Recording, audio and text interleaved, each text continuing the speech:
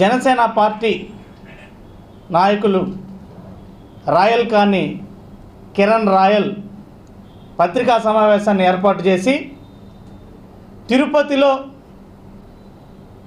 ప్రజలతో మమేకమవుతూ అన్ని సామాజిక వర్గాల ప్రజలకి చేరువవుతూ నగరంలో ప్రజలు ఏ విధమైనటువంటి అభివృద్ధిని కోరుకుంటున్నారు, అదేవిధంగా ప్రజల నుంచి నగర అభివృద్ధికై సలహాలు సూచనలు తీసుకుంటూ ఆత్మీయ కలయికలతో ప్రజలకు చేరువవుతున్నటువంటి వైఎస్ఆర్ కాంగ్రెస్ పార్టీ అభ్యర్థి భూమన అభినయ్ రెడ్డి గారి పైన నిరాధారమైనటువంటి అనుచిత వ్యాఖ్యలు చేయడం జరిగింది. వైఎస్ఆర్ కాంగ్రెస్ పార్టీగా పూర్తిగా వాటిని ఖండిస్తున్నాం. ముందుగా ఆ జనసేన పార్టీ నాయకుడు కిరణ్ రాయల్ మాట్లాడినటువంటి మాట నగర ప్రజలు అప్డేట్ అయ్యారు. అభినయ్ రెడ్డి గారికి మాత్రమే కాదు అప్డేట్ అయింది, నగర ప్రజలు అప్డేట్ అయ్యారు.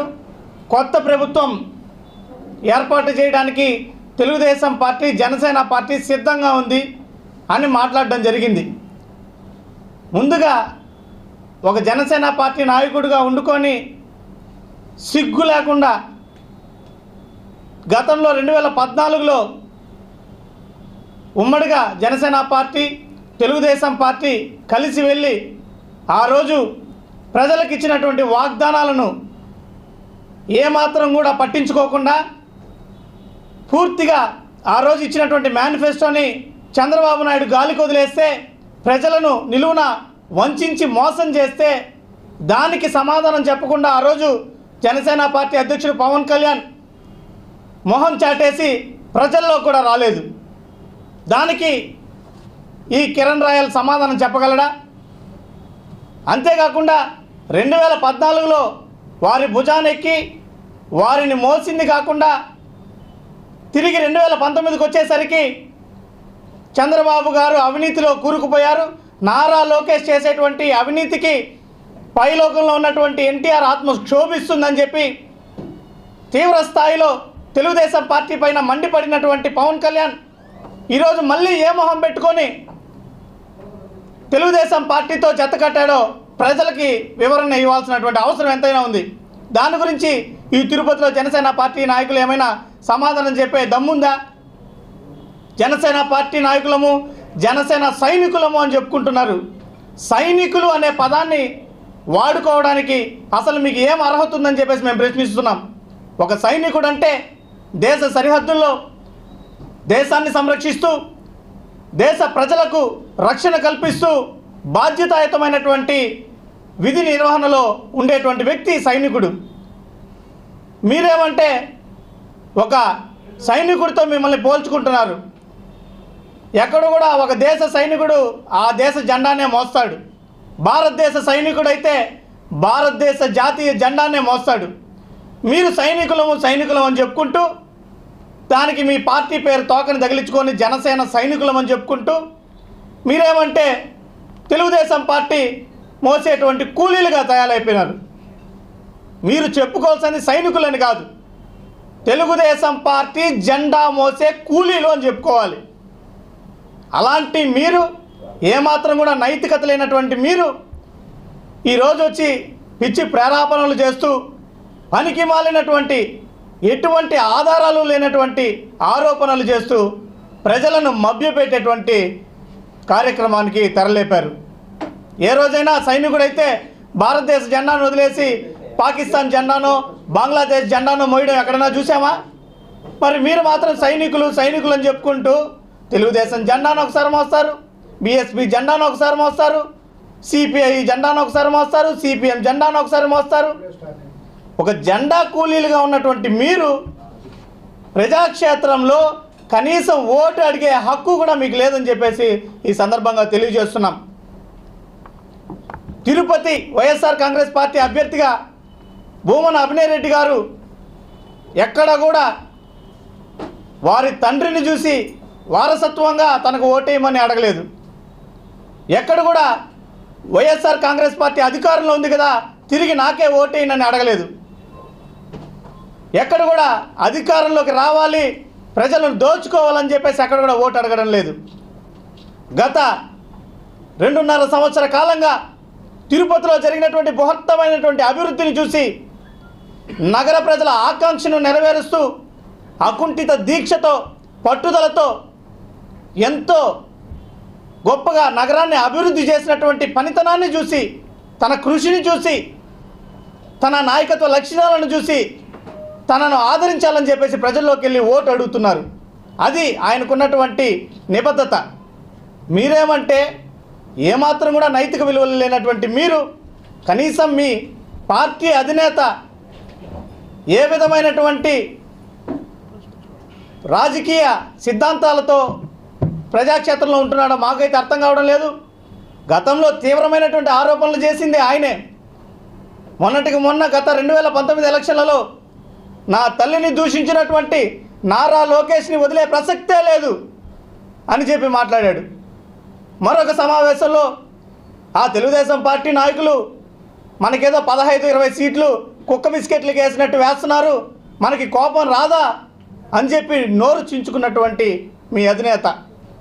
ఇవే కాకుండా చంద్రబాబు నాయుడు గారు, నారా లోకేష్ గారు చేసినటువంటి అవినీతి పైన ప్రతి సమావేశంలో పెట్టి మాట్లాడి 2019 ఎన్నికల ప్రచార ముగింపు సభలో కొడితే కుంభస్థలాన్ని కొట్టాలి, తెలుగుదేశం పార్టీ మోకరిల్లాలి, తెలుగుదేశం పార్టీని కోకటి వేళ్లతో సహా సమూలంగా సర్వనాశనం చేయాలని చెప్పి పిలుపునిచ్చినటువంటి వ్యక్తి పవన్ కళ్యాణ్. మరి ఇప్పుడు ఏ విధంగా చంద్రబాబు నాయుడు గారు ఆయనకి మహోన్నతమైనటువంటి వ్యక్తి ఏ విధంగా అయిపోయాడు, వారికి ఆ రోజున్నటువంటి అవినీతి ఏ విధంగా మటుమాయమైపోయింది, ఏ విధంగా వాళ్ళు ఉత్తములు అయిపోయినారు, ఏం పవన్ కళ్యాణ్కి తెలీదా?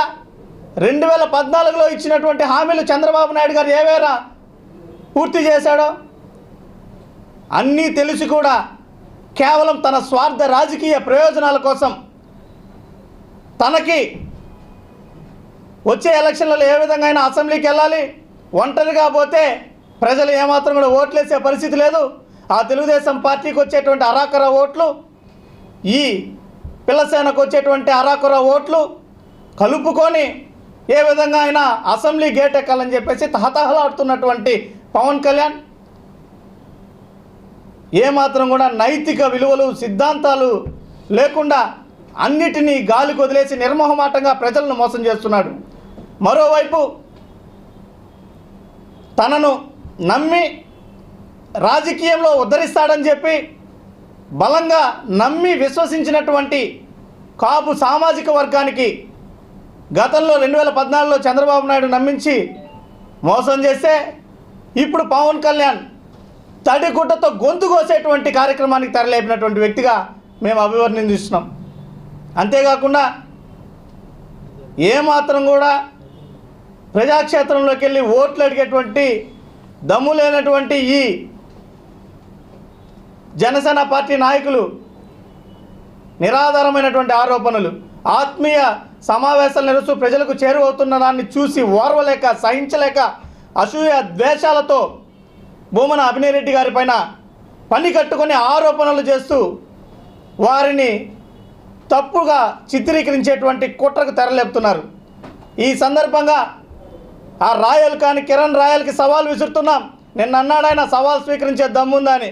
గతంలోనే అనేక సార్లు సవాల్ విసిరాం, నువ్వు వెళ్ళి ఏ గుడిసెలో దాక్కున్నావో ఇప్పటికీ సమాధానం చెప్పలేదు, మళ్ళా నువ్వు తగుతున్నమ్మా అని చెప్పి దెయ్యాలు వేదాలు వల్లించినటువంటి రీతిలో వచ్చి సవాల్ అంటున్నావు. పనికి మాలినటువంటి నీ సవాల్ని స్వీకరించాల్సినటువంటి అవసరం ఏమాత్రం కూడా లేదు. అయినప్పటికీ నువ్వు చేసినటువంటి భూ కబ్జా ఆరోపణలు, నువ్వు చేస్తున్నటువంటి అవినీతి ఆరోపణలు, భూమన కరుణాకర్ రెడ్డి గారి పైన, భూమన అభినయ్ రెడ్డి గారి పైన నువ్వు చేసినటువంటి అవాస్తవాలను నువ్వు కానీ రుజువు చేసినట్లయితే తిరుపతి నడిబొడ్డున నా శిరచ్ఛేదనను నేను చేసుకుంటానని చెప్పేసి కూడా ఈ సందర్భంగా నీకు సవాల్ విసురుతున్నా. దమ్ముంటే, నీతి నిజాయితీ ఉంటే, సక్రమమైన పుట్టుకైతే నీది, నువ్వు చేసినటువంటి ఆరోపణలని రుజువు చేయి, ప్రజాక్షేత్రంలో తేల్చుకుందాం. మాటిచ్చినటువంటి విధంగా నడి రోడ్డులో నా తల నరుక్కోవడానికి కూడా ఈరోజు సిద్ధంగా ఉన్న నీ ఆరోపణలు కానీ నువ్వు నిజమని నిరూపిస్తే ఏమాత్రం కూడా నిజాయితీ లేనటువంటి నీలాంటి వ్యక్తులు, ఒక నాయకత్వ పటిమ కలిగినటువంటి వ్యక్తి, పట్టుదల ఉన్నటువంటి వ్యక్తి, తిరుపతి నగరం పైన అపారమైనటువంటి ప్రేమ ఇష్టం ఉన్నటువంటి భూమన అభినయ్ రెడ్డి గారి పైన నీ యొక్క అవాకులు చవాకులు ఏమాత్రం కూడా సహించేటువంటి పరిస్థితి లేదు. రాబోయేటువంటి రోజుల్లో నీకు తగినటువంటి రీతిలో గుణపాఠం చెప్పేదాన్ని కూడా సిద్ధంగా ఉన్నాం. మరీ ముఖ్యంగా చెప్తున్నాం, రాజకీయంలో మీరు ఏం ఉద్ధరించారో చెప్పి ప్రజల దగ్గరికి వెళ్ళి ఓట్లు అడిగేటువంటి దమ్ము మీకుందా అని చెప్పేసి కూడా ఈ సందర్భంగా మిమ్మల్ని ప్రశ్నిస్తున్నాం. ఏ పార్టీ అయినా కూడా సరే, ప్రతిపక్ష పార్టీలు జనసేన కావచ్చు, తెలుగుదేశం పార్టీ కావచ్చు, ఏ పార్టీ అయినా కూడా ఈరోజు మీరు చేస్తున్నటువంటి ఆరోపణలను నిరూపించి వాస్తవాలను కానీ వాటిని రుజువు చేస్తే మేము ఇచ్చినటువంటి మాటకు కట్టుబడి ఉన్నామని చెప్పేసి కూడా ఈ సందర్భంగా బహిరంగంగా మేము సవాల్ విసురుతున్నాం. ఏమాత్రం కూడా చిత్తశుద్ధి లేకుండా తిరుపతి నగరంలో భూమన అభినయ్ రెడ్డి గారికి వస్తున్నటువంటి అశేషమైనటువంటి ఆదరణను చూసి ఓర్వలేక రాబోయేటువంటి సార్వత్రిక ఎన్నికల్లో ఓటమి తథ్యమని భావించి ఏ విధంగా అయినా కానీ భూమన అభినయ్ రెడ్డి గారి పైన బురద జల్లాలని ఈ విధమైనటువంటి తప్పుడు ప్రచారాలు చేస్తున్నారే తప్ప అందులో ఇసుమంతా కూడా వాస్తవాలు లేవని చెప్పేసి ఈ సందర్భంగా తెలియజేస్తున్నాం. ఎక్కడికి రమ్మన్నా, ప్రదేశం మీరు చెప్పినా, లేదా టైం మీరు చెప్పినా, లేదా మమ్మల్ని చెప్పన్నా, లేదా వివరాలు మీరు ఇచ్చినా, లేదా మమ్మల్ని అడిగినా, మీకు ఏం కావాలన్నా పూర్తి సమాచారం ఇచ్చేదానికి సిద్ధంగా ఉన్నాం. మీరు చేసిన ఆరోపణలకు కట్టుబడి మీరు బురద జల్లేదానికి వాడుతున్నటువంటి ఈ ఆరోపణలను నిజం చేసేటువంటి పనికి మీరు సిద్ధమైతే మేము సిద్ధంగా ఉన్నామని చెప్పేసి సందర్భంగా తెలియజేస్తున్నాం. మరొకసారి అతనేదో అభినయ్ రెడ్డి గారు అప్డేటెడ్ వర్షను తిరుపతి నగరానికి కావాల్సినటువంటి కొత్త అప్డేట్ వర్షన్ నేనని అభినయ్ రెడ్డి గారు చెప్తే దాన్ని కూడా వక్రీకరించేటువంటి పరిస్థితి. ఇతను అప్డేట్ అయ్యాడంట. నువ్వు ఏ విధంగా అప్డేట్ అయ్యావో, నీ అప్డేట్ 1 కాడి నుంచి కరెంట్ అప్డేట్ వరకు కూడా మా దగ్గర ఉంది. నీ చరిత్ర అంతా నీకంతా తహతహలాడుతుంటా కుతూహలంగా ఉంటే నీ అప్డేట్ 1 కాడి నుంచి కరెంట్ అప్డేట్ వరకు ప్రజాక్షేత్రంలో తేల్చమంటే కూడా దానికి కూడా మేము సిద్ధంగా ఉన్నాం. నీ అప్డేట్లు ఏ విధంగా ఉంటాయో, నీలాంటి ఒక పనికి మాలిన వ్యక్తి, నీతి మాలినటువంటి వ్యక్తి, కులాన్ని తప్పుగా చెప్పుకునేటువంటి వెధవవి నీకెందుకయ్యా? నీ స్థాయి ఏందిరా? నీకు అవసరమా? మొన్నటికి మొన్న నిన్న జనసేన పార్టీ గేటు కూడా దాటనివ్వలేదు. ఇక్కడికి వచ్చి నువ్వు ఇష్టారీతిన మాట్లాడుతున్నావు. ముందు నీది నువ్వు చూసుకుంటే మంచిది. కాదు కూడదు ఇలాంటి తప్పుడు ఆరోపణలతోనే మేము ప్రజల్లోకి వెళ్తామంటే కూడా చెప్పాం కదా. నీ యొక్క మొదటి అప్డేట్ నుంచి చివరి అప్డేట్ వరకు ప్రజాక్షేత్రంలో తెలుసుకుందామా? సిద్ధంగా ఉన్నాం.